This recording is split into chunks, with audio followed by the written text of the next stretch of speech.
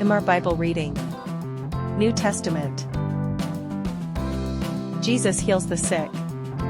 Matthew chapter 9, 1-38. Jesus got into a boat and crossed the sea to his own town. They brought a paralytic to him on a bed. Seeing their faith, he said to the paralytic, "My son, be of good courage, your sins are forgiven." Then some of the scribes said to one another, "This man is blaspheming." Understanding their thoughts, Jesus asked, "Why do you think evil in your hearts? Which is easier, to say, 'Thy sins are forgiven,' or to say, 'Get up and walk'? This is that you may know that the Son of Man has authority on earth to forgive sins." Then he said to the paralytic, "Get up and take up your bed and go home." He got up and went home. Seeing this, the people were terrified. God was glorified for giving such authority to men. As Jesus was walking away from there, he saw a man named Matthew sitting at the tax booth. Jesus said to him, "Follow me." He got up and followed Jesus. While Jesus was eating in his house, many tax collectors and sinners came and ate with him and his disciples. When the Pharisees saw this, they asked the disciples, "Why does your teacher eat with publicans and sinners?" Hearing this, he said, "The sick need a physician, not the healthy. Go and learn the meaning of 'I desire mercy, not sacrifice.' I did not come to call the righteous, but sinners." John's disciples came to Jesus and asked, "Why do we and the Pharisees fast, and your disciples do not fast?" And he said unto them, "Can the bridegroom mourn when the bridegroom is with him? The days will come when the bridegroom will be taken away from them, then they will fast.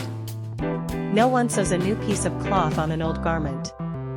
Doing so will tear the stitched fabric from the garment and cause the tear to become larger. No one pours new wine into old skins. Doing so would break the skins, spill the wine, and lose the jugs. Therefore, new wine is poured into new skins. Then both will be secure." While he was talking to them, a ruler approached him and bowed down and said, "My daughter died a little while ago.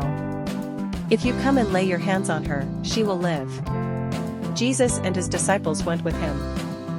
A woman who had been suffering from bleeding for 12 years came from behind and touched the hem of his garment. She thought to herself that if I just touch his clothes, I will be healed.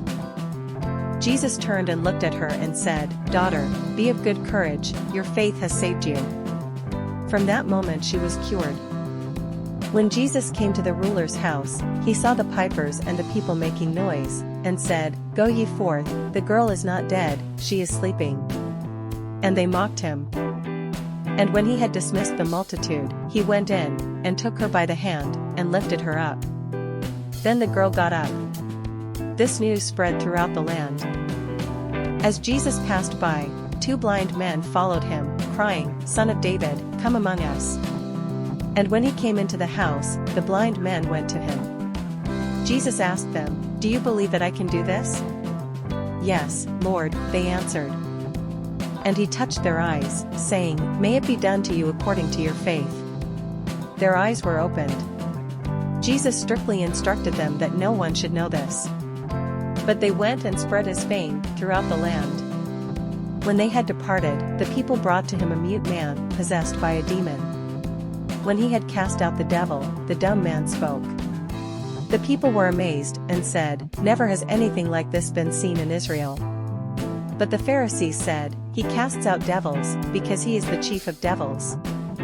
And Jesus went about in all the cities and villages, teaching in their synagogues, and preaching the gospel of the kingdom, and healing every sickness and disease. When Jesus saw the crowds, he felt compassion for them.